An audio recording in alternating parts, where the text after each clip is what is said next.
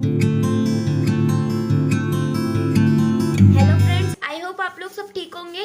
आज हम द्वितीय क्रियाकलाप का सेकंड पार्ट जो है वो देखने वाले हैं। इसके आगे के क्वेश्चन जो है हम पढ़ने वाले हैं। तो हमारा क्वेश्चन है, द्वितीय क्रियाकलाप में पर्यटन की भूमिका स्पष्ट करते हुए पर्यटन के प्रभावित करने वाले कारणों की स्पष्ट कीजिए। क्या है?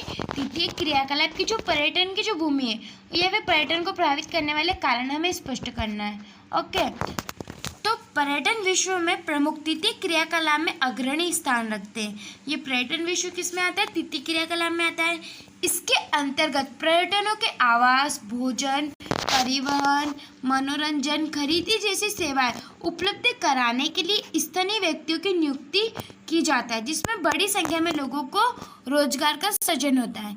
यहाँ पर अगर कोई लोग घूमने जा रहे हैं तो उन्हें भोजन, परिवहन, मनोरंजन इन सब की आवश्यकता होगी। इसके लिए क्या होता है, अगर लोग वहाँ पर आकर्षित होंगे तो इन सब की शॉप वगैरह ये लोग वहाँ पर काम करेंगे, जिससे उन्हें क्या मिलेगा? रोजगार मिलेगा। अब इसको प्रभावित करने वाले कारण पढ़ते हैं। तो पहला जो कारण है वो है जीवन स्तर में सुधार। जीवन स्तर में सुधार एवं आय में वृद्धि के कारण पर्यटन की प्रवृत्ति बढ़ रही है। जीवन स्तर में क्या आ रहा है? सुधार आ रहा है, जिससे और आय में भी वृद्धि हो रही है। लोग ज़्यादा कमाने लग गए हैं, उनका जीवन जो है वो अच्छा हो गया है, जिससे वो लोग क्या आते हैं? घूमने फिरने ज़्यादा जाते हैं, इसको ज़्यादा महत्व देते हैं। उसके बाद आगे है परिवहन। परिवहन क्या है? परिवहन की बेहतर सुविधा पर्यटन की तरफ लोगों को आकर्षित करती है।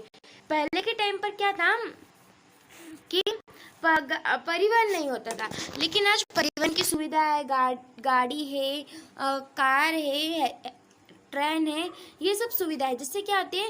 पर्यटन की तरफ लोग आकर्षित होते हैं। उसके बाद भूदृश्य, किसी विशेष के मनोहारी दृश्य पर्यटन के लिए लोगों को उत्साहित करते हैं। मतलब ऐसे बहुत सारे दृश्य हैं जो लोगों को अपनी ओर क्या करते हैं? आकर्षित करते हैं, और लोग उन्हें देखने के लिए उत्सुक होते हैं। अभी जलवायु, एक ही समय में अलग अलग क्षेत्रों में जलवायु भी भिन्नता पर्यटन का प्रमुख कारण है। अब जलवायु जो वो अलग अलग पाई जाती है, तो जिसके कारण लोग क्या करते हैं? घूमने जाते हैं। जैसे कि गर्मी के दिनों में हम ठंडे प्रदेशों में जाते हैं। ओके, अब है इतिहास एवं कला। प्राचीन कला के इतिहास से भी संबंधित स्थल और पूरा तत्वविद महत्व के भवनों पर्यटन के लिए आकर्षित स्थल होते हैं। हमारा इतिहास और कला से जो चीज़ें जुड़ी हुई है, हम उससे भी क्या करते हैं? हम ऐसे स्थानों पर भी घूमने जाते हैं। जैसे कि हमारे जो भारत में हम देखेंगे तो बहुत सारे किले, जैसे कि चित्तौड़ में हैं ऐसे, या फिर धार्मिक स्थल जैसे महाकाल ले लो। तो ऐसे जो स्थान है वहाँ पर लोग क्या करते हैं? इनकी तरफ आकर्षित होते हैं, इनके इतिहास को जानने के लिए वो उसकी तरफ आकर्षित होते हैं। ओके, अब ये भ्रायस्थापन की प्रवृत्ति के बढ़ने के क्या कार्यक्रम है, क्या कारण है एवं उसके परिणाम। तो इसके क्या कारण है? अब भ्रायस्थापन क्या होता है? ये किसी एक देश व एक या एजेंसी द्वारा कार्यों को दूसरे स्थान पर स्थानांतरण करना। मतलब कैसे कि लोग क्या होते हैं? अपना काम खुद से ना करके किसी दूसरे व्यक्ति से करवाते हैं। क्यों? इसके कारण हमें पढ़ना है। तो पहला कारण क्या है? कुछ देशों में श्रम महंगे होते हैं, जबकि कुछ देशों में श्रम सस्ते होते हैं। अतः ऐसे जहाँ श्रम महंगे होते हैं, वे अपने कई कार्य दूसरे देशों में स्थानांतरण कर देते हैं, जिससे लागत में कमी आती है। अब एग्जाम्पल दूँ तो अमेरिका में श्रम जो है वो महंगे हैं। ओके, तो अमेरिका क्या करते हैं? हमारे इंडिया में श्रम सस्ते हैं, तो वो वहाँ काम यहाँ पर क्या करते हैं? स्थानांतरण करते हैं, जिससे उन्हें कम लागत में काम हो जाता है और हमारे देश के लोगों को रोजगार मिल जाता है। ओके, दूसरा है संचार के संसाधनों की सुविधा। जैसे इंटरनेट के कारण ज्ञान संबंधित कार्य आसानी से दूर बैठे किया जा सकते हैं। आज के टाइम पर इंटरनेट एक ऐसी चीज़ है जिसके द्वारा दूर बैठा इंसान भी अपनी क्या कर सकता है? अपना कार्य कर सकता है। एग्जाम्पल दूँ तो अभी कोरोना काल में टीचर जो है हमारे ऑनलाइन पढ़ा रहे हैं, वो हमारे पास तो नहीं है, लेकिन दूर बैठकर ही वो क्या कर रहे हैं? अपना काम कर रहे हैं। ओके, तीसरा, कुछ कार्यों में अनुसंधान एवं विकास झुकाव कानूनी सलाह ही मुख्य होता है। इन्हें समुद्र पार से भी इंटरनेट की सहायता से किया जाता है। कुछ कार्य ऐसे होते हैं जो हम किसी सलाह पर करते हैं। ओके, तो ये किसके सहायक होते हैं? इंटरनेट वगैरह में सहायक होते हैं। उसके बाद है वैश्वीकरण के कारण जो ये भ्रायस होता है ना, इसको क्या बढ़ा है? बढ़ावा मिला है।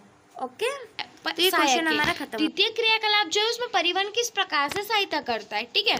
किसी व्यक्ति या वस्तु को एक स्थान से दूसरे स्थान पर ले जाने परिवहन है। परिवहन पर आधुनिक समय में सभी आर्थिक गतिविधियां निर्भर होती है। अब परिवहन हम क्यों यूज करते हैं? कोई भी व्यक्ति या किसी भी चीज को एक स्थान से दूसरे स्थान पर ले जाने के लिए, ठीक है। और जितनी भी गतिविधियां है वो किस पर निर्भर है? परिवहन पर ही निर्भर है।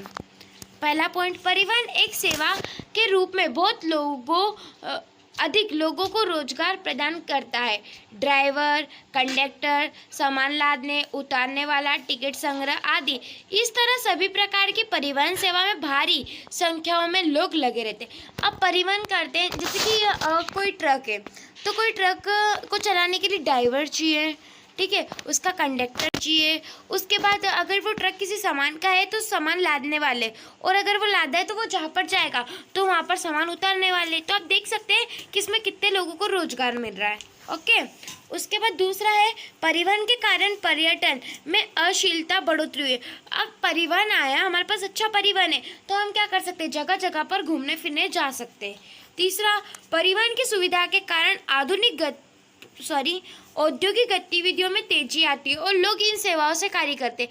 अब उद्योग वगैरह का जो कार्य होता है वो परिवहन पर ही, क्योंकि वहाँ पर बड़े बड़े ट्रक, टेम्पो वगैरह से व्यापार होता है, ठीक है। जो कि ट्रक वगैरह है वो बाहर अनदर सिटी में भी जाते हैं। तो इससे क्या होता है? लोग इन सेवाओं में कार्य करते हैं, जिससे कि क्या हो रहा है? हमारा जो उद्योगों का काम है वो तेजी से बढ़ रहा है। ओके,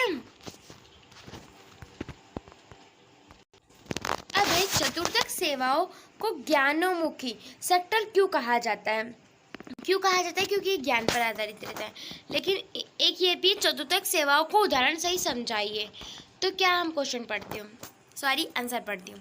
चतुर्थक सेवाओं के अंतर्गत कर्मचारियों के विशिष्ट ज्ञान का उपयोग किया जाता है।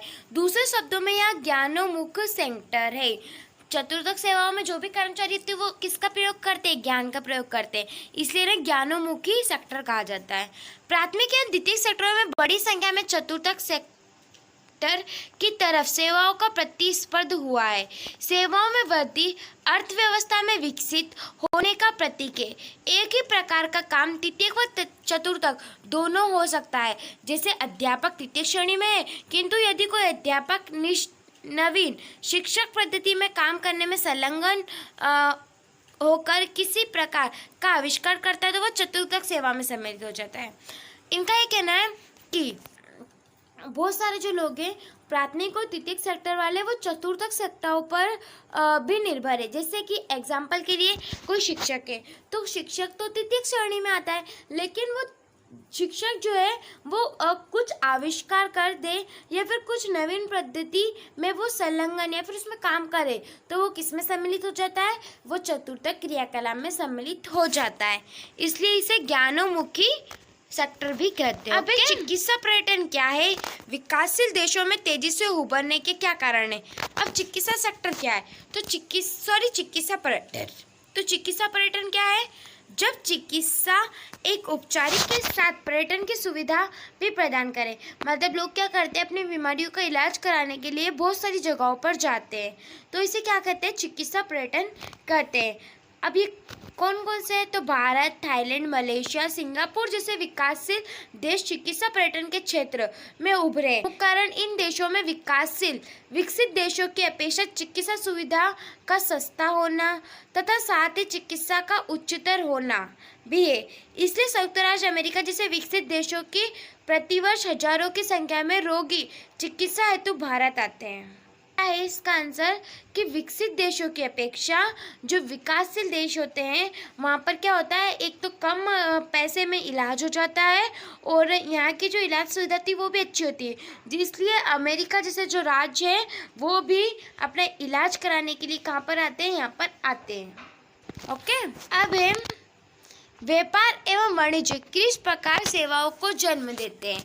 व्यापार एवं वाणिज्य किस प्रकार सेवाओं को जन्म देते हैं? तो व्यापार में क्रय विक्रय के लिए स्थानीय से होकर अंतर्राष्ट्रीय स्तर तक व्यापार होता है। व्यापार जो है वो मतलब अपने आसपास के इलाके से लेकर कहाँ तक? अंतर्राष्ट्रीय तक व्यापार होता है। इस प्रक्रिया के अंतर्गत कई संग्रहण व विपणन केंद्र जन्म लेते हैं, जिन्हें दो श्रेणियों में रखा है। इसके अंतर्गत बहुत सारे जो है संग्रहण व विपणन केंद्र होते हैं, जिन्हें हम दो श्रेणी में रखते हैं, एक ग्रामीण विपणन केंद्र और एक नगरीय विपणन केंद्र। तो ये क्या होते हैं? तो व्यापार भी जो होते हैं वो भी दो प्रकार के होते हैं। कौन से? एक थोक व्यापारी होते हैं, एक फुटकर व्यापारी होते हैं। थोक व्यापारी कौन होते हैं? जो कि अपना माल थोक में लेते हैं, ठीक है, और किसी और को बेच देते हैं, फिर वो क्या करता है, उन लोगों की आवश्यकता को पूरी करता है, इससे उसे भी रोजगार प्राप्त होता है। तो ये थोक व्यापारी होते हैं। फुटकर व्यापारी क्या होते हैं? फुटकर व्यापारी जो होते हैं जो अपने उपभोक्ताओं को प्रत्यक्ष रूप से, मतलब अपने खुद के द्वारा उन्हें वस्तुओं को बेचे। ओके, आई होप आपको पूरी वीडियो अच्छे से समझ में आई हो। हमारा जो ये चैप्टर है वो यहीं ख़त्म होता है, ठीक है। Thank you.